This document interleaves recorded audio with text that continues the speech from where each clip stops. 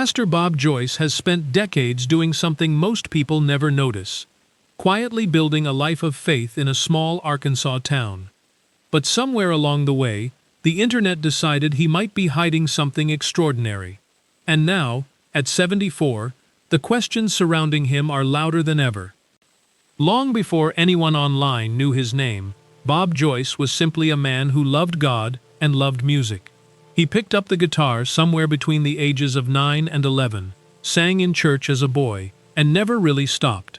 In 1975, he married his wife Willina, and 6 years later, he was ordained as a Christian minister.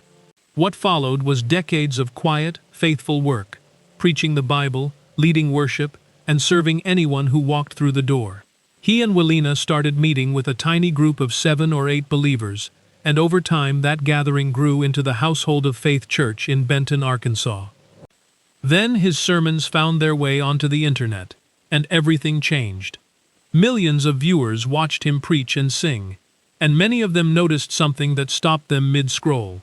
His voice, his face, his smile, the way he moved while holding a microphone. The comparisons came fast. According to widespread online speculation, Pastor Bob Joyce isn't who he says he is.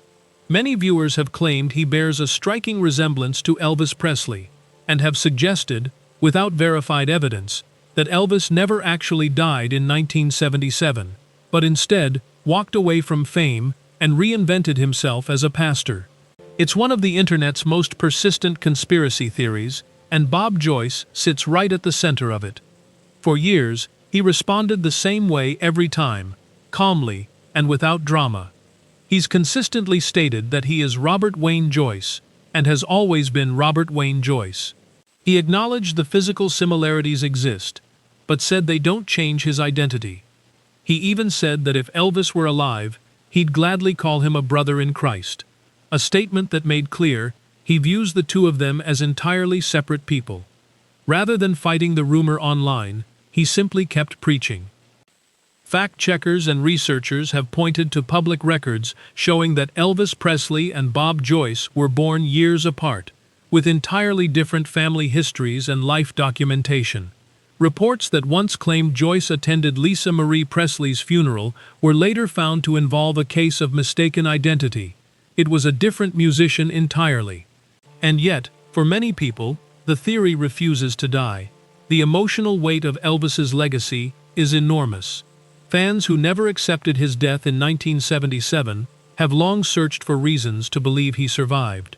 The story surrounding Pastor Joyce gives those feelings somewhere to land.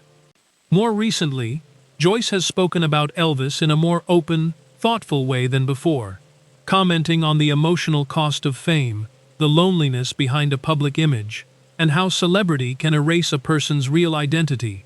His words reignited debate online. Some saw them as meaningful. Others saw a man simply sharing his perspective. Neither side walked away with a definitive answer. What remains undeniable is this. For over 40 years, Bob Joyce has shown up, preached his message, and served his community, whether the world believed who he was or not.